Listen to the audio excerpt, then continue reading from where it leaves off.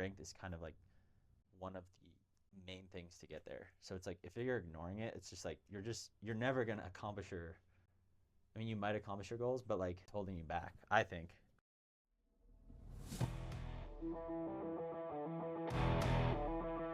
All right, we have Morgan Pearson here with us. Thanks for joining us, Morgan. Real quick, give us a background of who you are and what you've done. Yeah, so I'm Morgan. Thanks for having me on. Um, I guess just a little bit about myself. Right now, I'm a professional triathlete for Team USA. I'm on the national team. I've been to 2 Olympics now, where I got a silver medal in the relay at both those Olympics.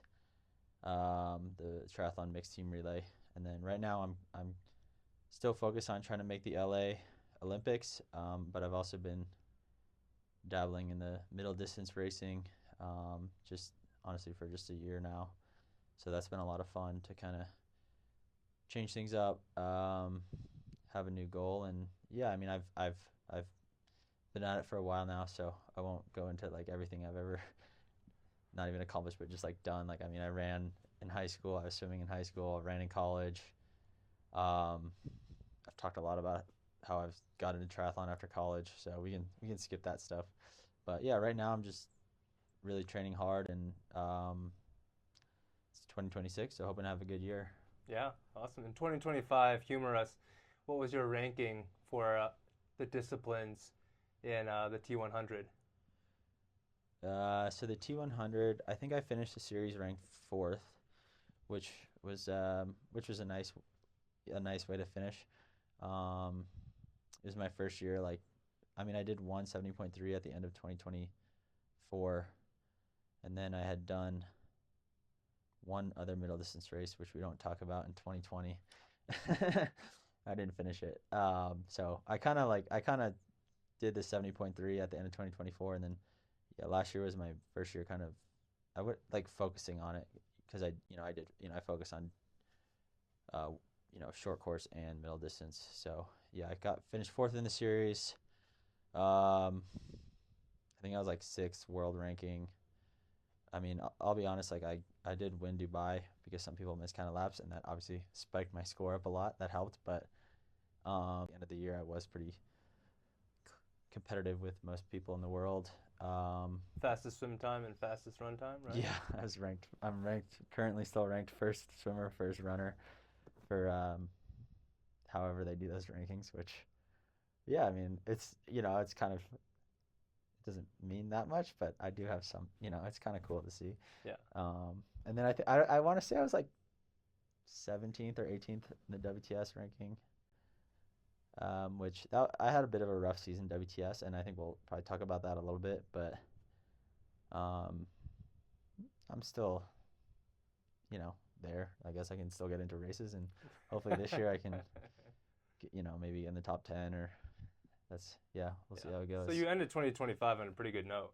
Yeah, for sure. Like the season it was a bit of a rocky start.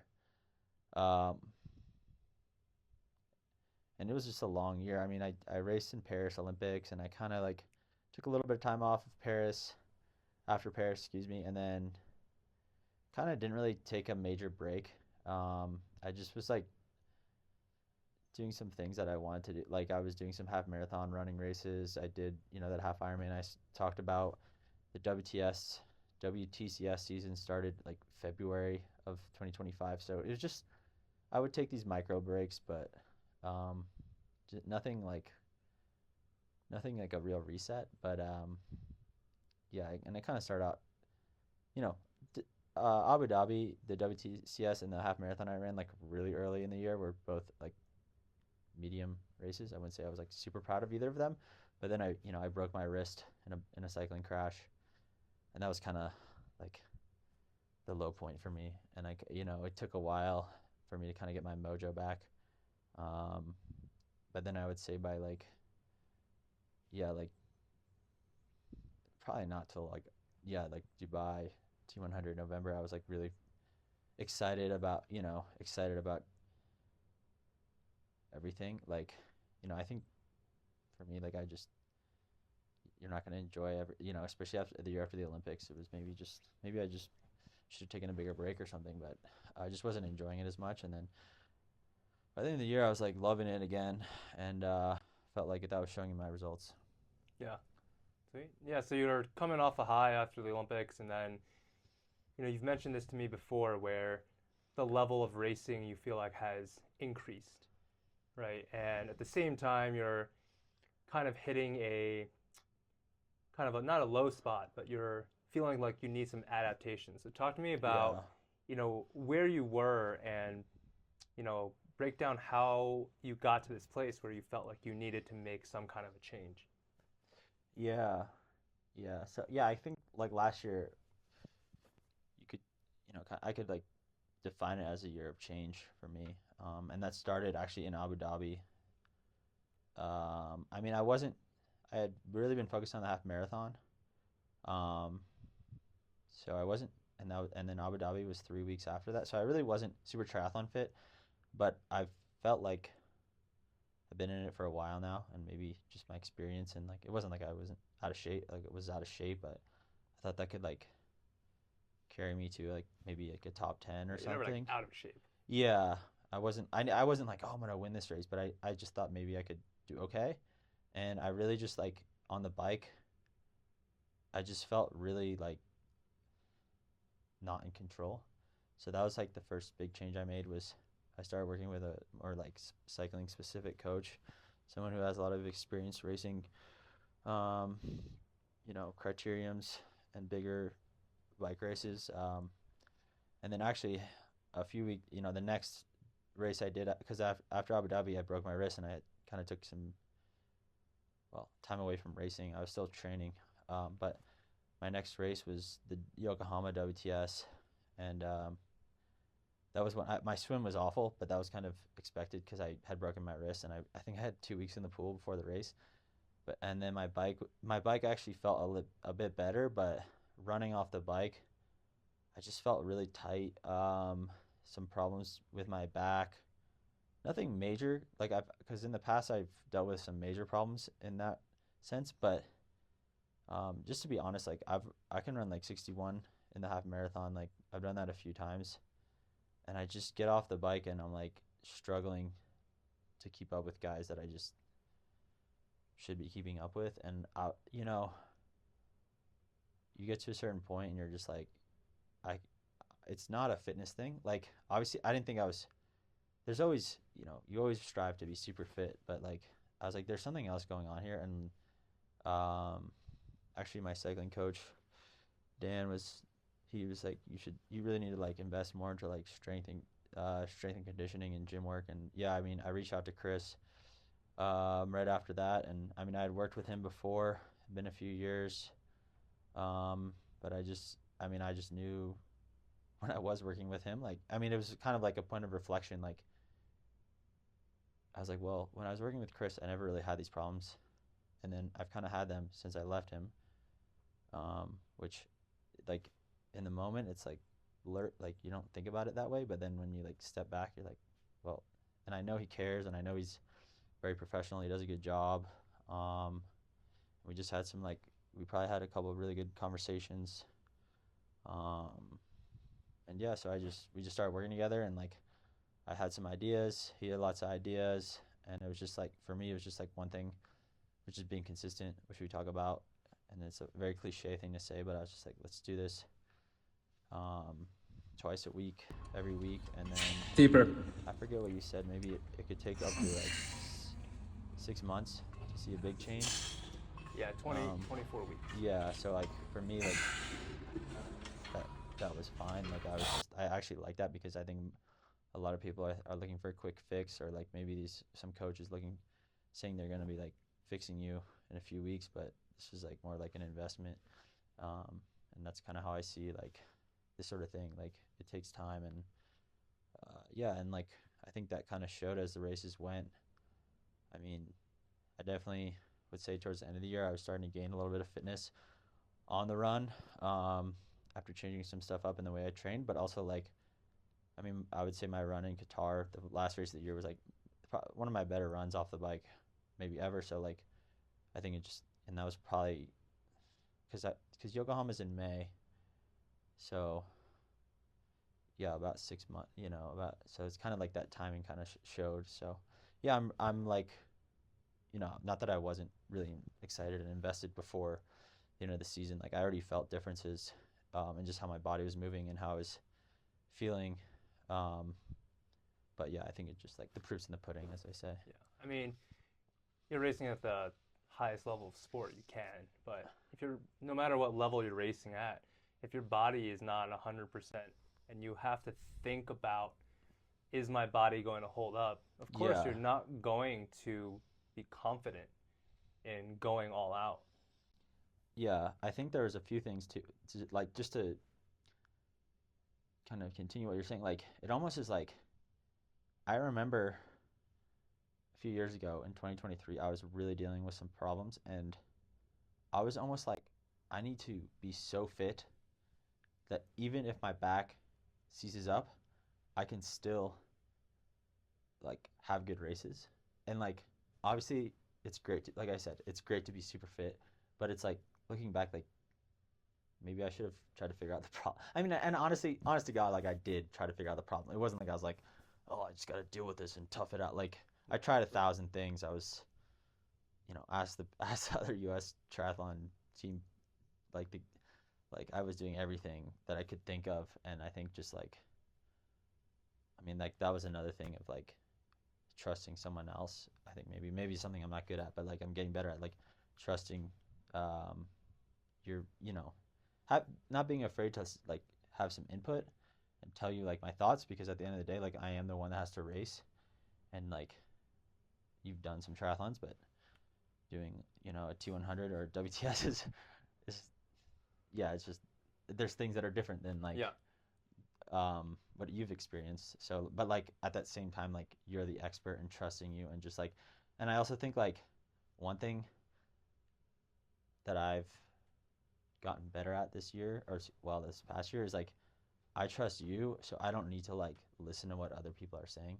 If that makes sense. Like I trust myself and I listen to myself, but I also like the people that I'm instilling like my trust in. I'm going with them, and I'm not like, people are gonna, criticize what I'm doing is wrong, this, that. I mean, no one's really criticized anything you've given me, but like, it's just like, people are always saying stuff. Um, so, and it's just nice to like have that, like, no, like Chris is my guy, and we're doing this together. Yeah, I think the key thing there is my coaching philosophy is really simple where I don't live in your body. So if you tell me and if I ask you questions, that's what I need. That's the data I need to understand a little bit more about what we're doing.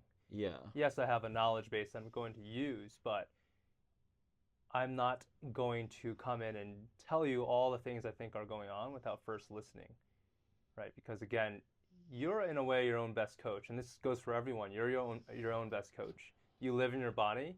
You might need a translator to help you understand what's happening, and that translator should have ample knowledge of your language, of your body, and another language. That's what translating is. So I think that's what I found really helpful coming from you too. Of like, hey, here's what I need. Here's what I'm thinking. Here's what I feel. yeah, yeah, totally. And I mean, yeah. So I mean, we just worked really hard, and I think it's just, in my mind, it's like still kind of the beginning of it. Like my goal is obviously to hopefully qualify for LA. I mean, it's only 2026. Um, so like, and that's another thing I'd like to say is like, it's almost like a snowball effect. I feel like it's like doing the gym stuff. I'm feeling better. Like obviously not just in the race, but like day to day. Yeah, I'm tired, I'm sore, but like I'm moving better, and then my training is going to be better for it, if that makes sense. And then ultimately, like those fitness gains will, like,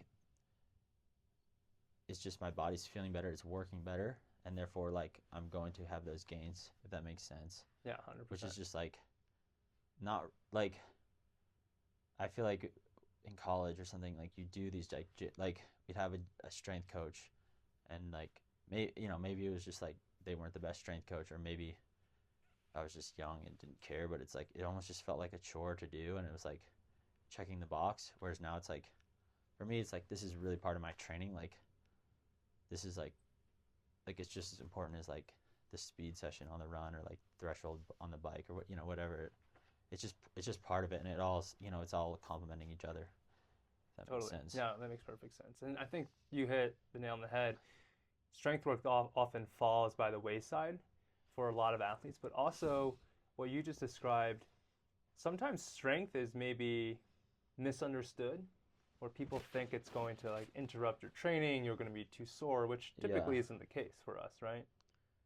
No, I mean, the first couple weeks I definitely was sore, but like I like I think a lot of athletes are like, oh, I don't want to be sore, but like in my mind I'm like, it doesn't bother me so much. Like if I'm sore, that means I'm, there's Right. there's injury sore. I don't want that.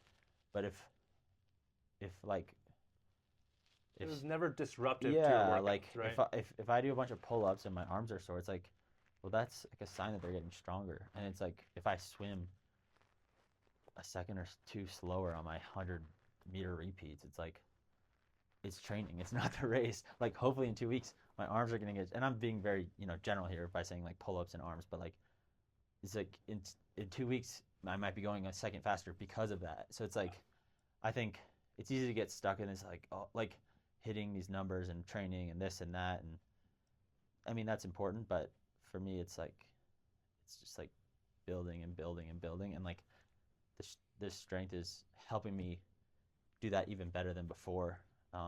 Not to mention like I have confidence in my body when it comes to the race. Yeah. Yeah. That balance is super important too. Yeah, you don't want to be too sore where you can't even walk. Yeah, of So we're course. never disrupting anything that you're doing. No, no, no, no. Right. It's never. No, I mean, I'm trying to think of like the most sore I've ever been. Yeah, maybe I can't even think of. There's not one moment that sticks out, which is probably sure. It's like it's never been that bad. Yeah. Yeah. Now, okay. So college Morgan, or for all the kids out there that are aspiring to be great and to maximize, the potential that you have in sport. There's a lot of things to invest in these days, and there are things you should definitely invest in. You should definitely invest in nutrition, definitely invest in coaching, right? Sleep. But often we find that younger athletes or even older athletes, more experienced, sometimes we don't prioritize or invest our time, money, or energy into strength training. Would you say that's a mistake early on? Yeah, I mean, I think it kind of goes back to what I said of like how it's got that. In my mind, I almost see as like that snowball effect now, and like everyone wants to be, like looks up to these amazing runners, um, or like triathletes or this, like, and they want to be like them and like wear their shoes and like, wear like the same sunglasses as like, um, or like the same like, helmet as Pogacar or something. But like, like at the end of the day, like you want to ride the bike like him, or like you want to Yeah, run, like totally. you want to have like the running form of, I don't know, like a Paul Chelimo or something, where it's like these guys like, and what is like how do you get there where like where you push on the pedals like Pogacar, or you like like it is like some of the training that you do, like the strides, the drills, but it like I would say equally is the strength stuff, and it's like all the best athletes are very efficient and very yeah, like let's just say efficient, and I just think like strength is kind of like one of the main things to get there. So it's like if you're ignoring it, it's just like you're never gonna accomplish your. I mean, you might accomplish your goals, but like it's it's holding you back, I think. Yeah, Yeah, totally. And again, it's about what you said, consistency. And if you can stay injury free, stay healthy, and feel stronger at the same time, that's going to be your best friend to get faster. You can train more, harder, yeah, longer. yeah, yeah. I mean that's something that I haven't really brought up much of, just like being healthy and being consistent in training. Um, and strength training is gonna like obviously a huge component of that. I mean, like, but like, I guess like not to it does not contradict what you said, but remember the other day I was just like, I don't even, I'm in these bike workouts, I'm not even like looking at my power. I'm just like thinking about how my muscles are like pushing on the pedals. And to me, like that in the last year, that's just like when we've invested in the strength, like it's just like it's switched for me. It's like a mindset switch. Or like even today, I was like doing some strides on the track, and I'll be honest, I was pretty sore. Like I felt really bad warming up. I'm pretty tired, but I was just like, like let me just focus on like having good form and like how I'm pushing on the ground and like thinking about like some of the exercises we're doing in the gym and like how the different muscles are engaging and like and that's what I in my mind that's what like strides are for. Like I'm not just there to like try really hard and run as fast as I can for 100. It's more about like getting the muscles to work and like each one went by and I was focused more on those things and my body started feeling better and I just was going faster. And I mean I didn't have a camera filming me or anything, but like I felt my form was getting better too, Yeah. like and so for me like that's just really big right now. Yeah. I mean, at the end of the day, athletics is all about coordination, being Yeah. in your body. The numbers are just an output. So it's Yeah. all about how you feel.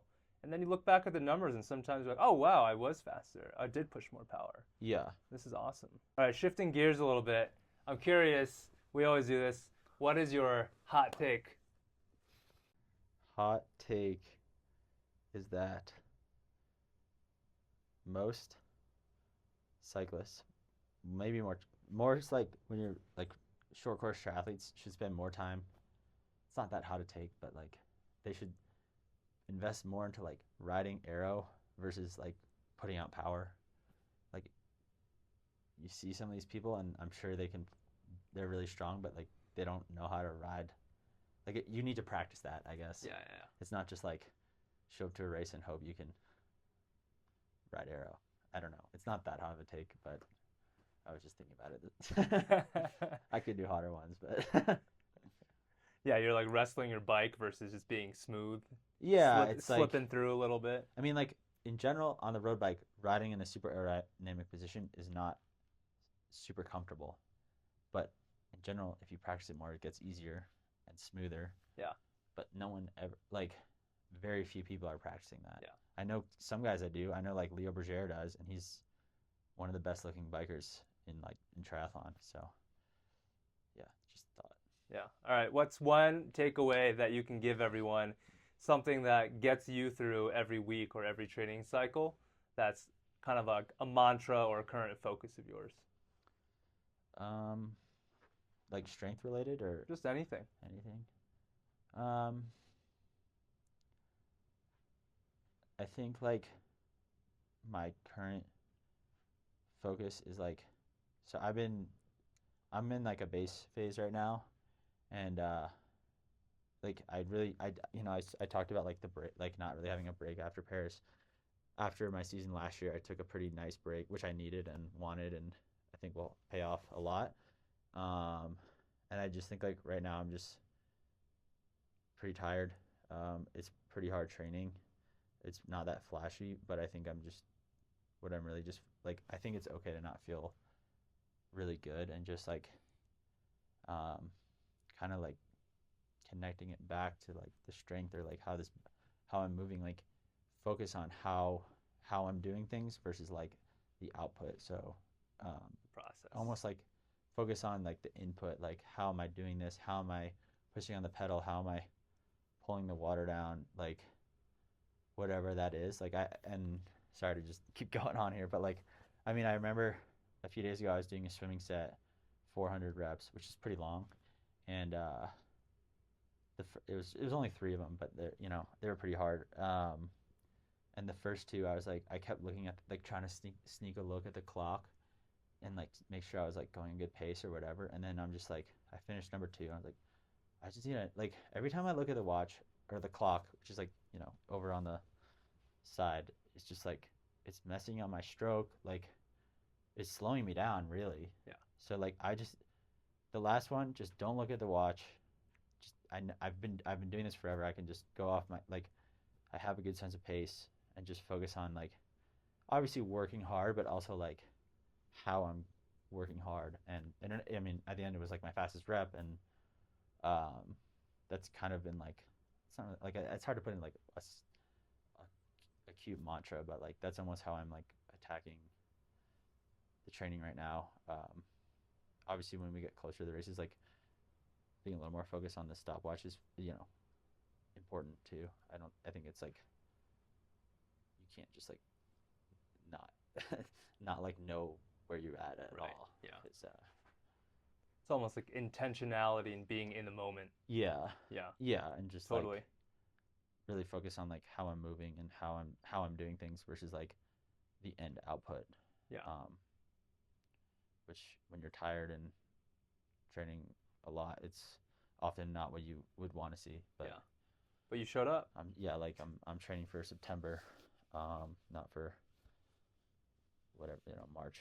Yeah. Showing up, check the box, get it done. That's the whole battle. Don't have to overthink how you did every session.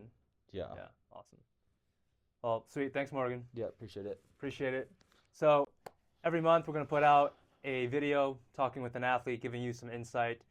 So if you're interested, subscribe. And every month we also put out a deep dive about the body, strength work, and how it applies to you and how you can incorporate it into your own training. Thanks for tuning in.